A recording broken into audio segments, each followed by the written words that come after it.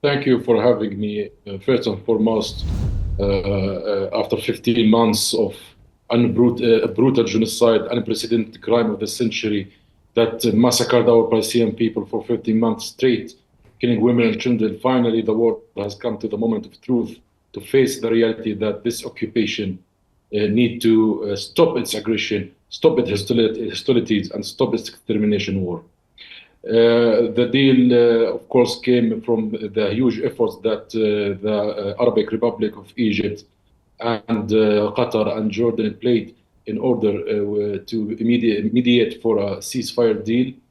We deeply in gratitude for the Egyptian government for playing a major role in brokering this deal, and also thank President Abdel Fattah al-Sisi and the King of Jordan, Abdullah II, who played a pivotal role to firmly stop all schemes of extermination or expulsion of the Palestinian people from Gaza and from the West Bank.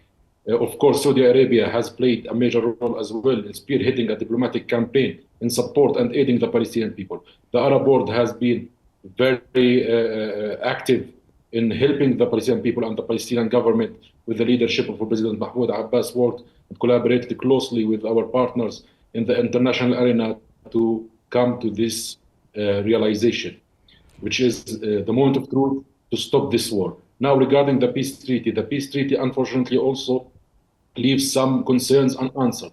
There is no political horizon, there is no political solution.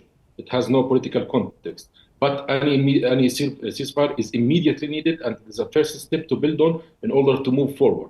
The stages is divided into three. We have seen only the first stage, which states that there will be a prisoner swap, about 33 from the Israeli prisoners, in exchange for around, I believe, if I'm correct, more than 1,000 or around 1,000 Palestinian prisoners. There will be an immediate entry of aid, and yes, sir. Speaking of the entry of the aid, given Israel's history of obstructing the humanitarian aid flow, what measures are being taken to ensure the uninterrupted flow of aid trucks into Gaza as per the agreement? Well, what has been leaked from the agreement does not specify in details how is that going to be guaranteed. But what we are confident about is the mediators will exert their pressure to guarantee that aid must enter. And I believe that Egypt has already prepared the logistics and the humanitarian aid to enter tomorrow at 6:30 GMT. And the agreement states that the mediators is going to guarantee the entry of the aid. So we hope so that Israel would abide and oblige to the international law, and for once in history to be humane. Now, shedding light on the European Union's role, what is the significance of the European Union's €120 million aid pledge for Gaza's recovery? Well, it plays a little amount of support because Gaza is devastated. The destruction, the direct destruction is estimated to be around 20 billion. That's the direct destruction. We have to investigate more. There is indirect destruction. There is shortages in medicine, shortages in food, shortages in everything.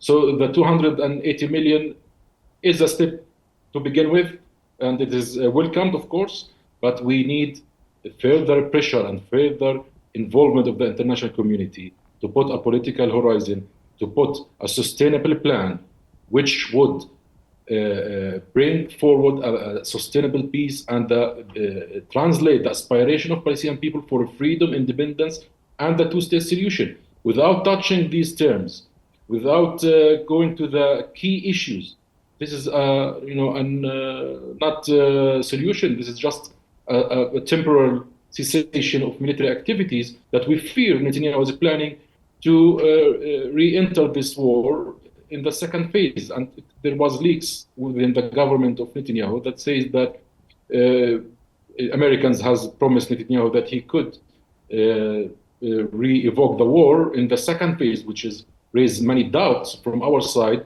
about these intentions of the deal. And of course, since the announcement of this deal, more than 120 Palestinian innocents have been killed, including 33 children. Israel does not fail to show to the world how vicious and brutal they are. This is the time that the world to face that truth. This must end now, immediately. Mm-hmm. Now, sir, from a wider regional perspective, how can the ceasefire agreement's success contribute to impacting broader Middle East stability as the European Union suggests? Well, what we have here from the peace is just prisoner swap and aid. But that's not all the issue. Israel must withdraw from Gaza. There's no speak about the border, the Rafah crossing. There's no speak about the Netzarim crossing. They mentioned, of course, the return of displaced citizens to the north, but many questions remain unanswered about the future of the Palestinian Gaza. The Palestinian people who have suffered this immense tragedy, this immense horror, needs to live freely and like all other people in the world. You know, what we have witnessed the last year is a tragedy that we would never forget for 100 years in the future. The children who died, the children who, Hind Rajab, Reem, the soul of the soul, these tragedies, request from the world, demand from the world to bring justice to them. Israel must stop, the war must stop now. This extermination must stop now immediately. And we ask our partners to exert, and the European Union, the Americans, the Arabs are doing their job, and they're doing a great job, to exert more pressure on Israel to stop this extermination. There is no intention, there is no goals to Israel have in this war except to kill the Palestinian people. Politically, what they want from this war. Hamas has came to all the demands they asked for. Now is the time to build the Palestinian state based on the UN resolutions, based on the Arab Peace Initiative, and to end this violence once and for all.